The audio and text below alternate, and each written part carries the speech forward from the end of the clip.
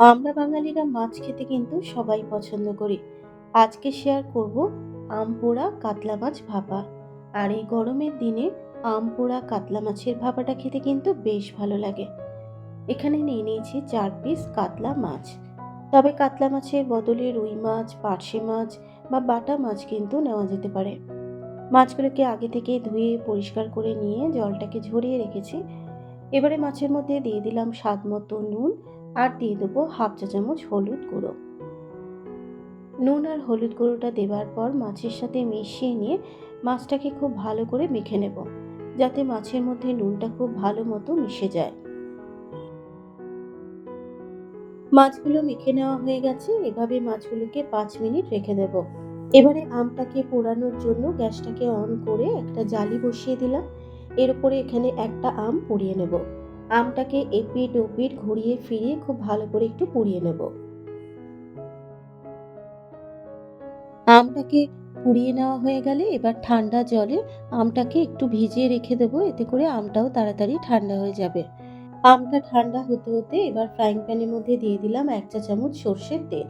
তেলটা গরম হয়ে যাবার পর তেলের মধ্যে একটা ছোট সাইজের পেঁয়াজ কুচানো, 4-5টা রসুনের কোয়া, হাফ ইঞ্চি আদার টুকরো আর দিয়ে দিলাম 4টে কাঁচা পাকা লঙ্কা। এবারে পেঁয়াজ, আদা, রসুন, কাঁচা লঙ্কাটাকে একটু ভালো করে ভেজে নেব।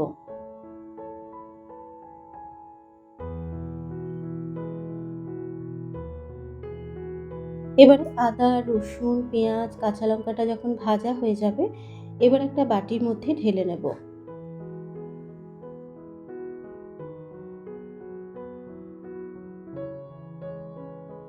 বাটির মধ্যে ঢেলে নেবার পর এবার পেঁয়াজ, আদা, রসুন, কাঁচা লঙ্কাটাকে একটু ঠান্ডা হতে দেব।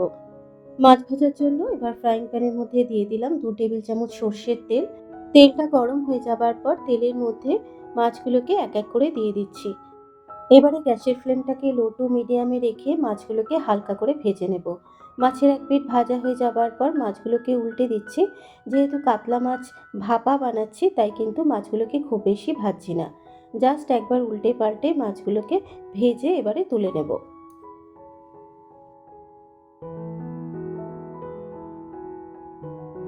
মাছ ভেজে তুলে নেবার পর এবার এর মধ্যে কিন্তু আমটাও ঠান্ডা হয়ে গেছে।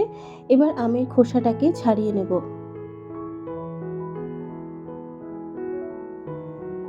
আমের খোসাটা ছাড়িয়ে নেওয়া হয়ে গেলে এবার আঁটি থেকে আমের পাল্পটাকে বের করে নেব। আঁটি থেকে আমের পাল্পটা বের করে নেওয়া হয়ে গেলে এবার কিন্তু মশলাটাকে রেডি করে নেব। নিয়েছি এখানে একটা মিক্সিং জার। মিক্সিং জারের মধ্যে এবার ভেজে রাখা পেঁয়াজ, আদা, রসুন, কাঁচা লঙ্কাটা দিয়ে দিচ্ছি আর দিয়ে দেবো আমের পাল্পটা।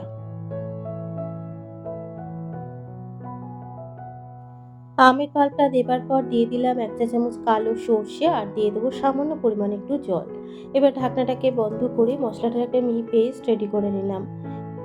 মাছের জন্য ঠিক এরকম একটা মশলা রেডি করে নিয়েছি। এবার এই মশলাটাকে একটা বাটির মধ্যে ঢেলে নিয়েছি।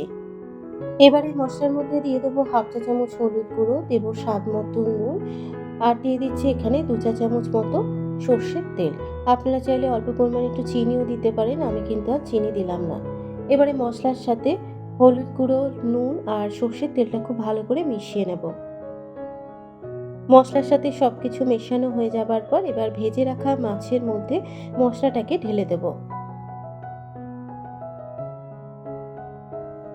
মাছের মধ্যে মশলাটা ঢেলে দেবার পর সামান্য পরিমাণে একটু মশলা ধোয়া জল দিলাম। এবারে মাছটাকে মশলার সাথে মিশিয়ে নিয়ে খুব ভালো করে মেখে নেব। মাছটা মেখে নেওয়া হয়ে গেলে এবার ভাপানোর জন্য এখানে নিয়েছি একটা টিফিন বক্স। এবারে টিফিন বক্সের মধ্যে মশলা মাখানো মাছটাকে দিয়ে দেবো।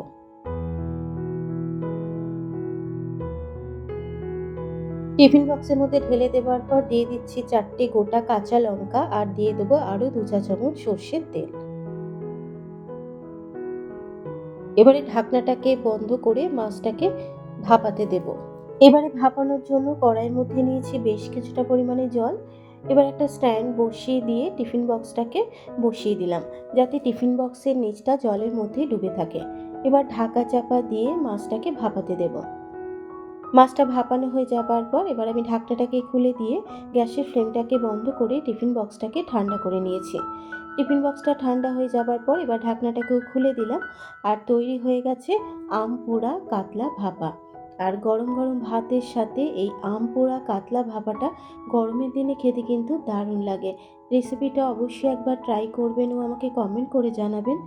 যদি রেসিপিটা আপনাদের ভালো লেগে থাকে ইউটিউব থেকে দেখলে চ্যানেলটাকে সাবস্ক্রাইব করে পাশে থাকা বেল আইকনটি প্রেস করে দেবেন। আর যারা ফেসবুক থেকে দেখছেন পেজটাকে ফলো করার অনুরোধ রইল। তাহলে আজকের মতো এই পর্যন্ত। আবারও হাজির হয়ে যাব অন্য কোনো নতুন রেসিপি নিয়ে। সুস্থ থাকবেন, ভালো থাকবেন। ধন্যবাদ।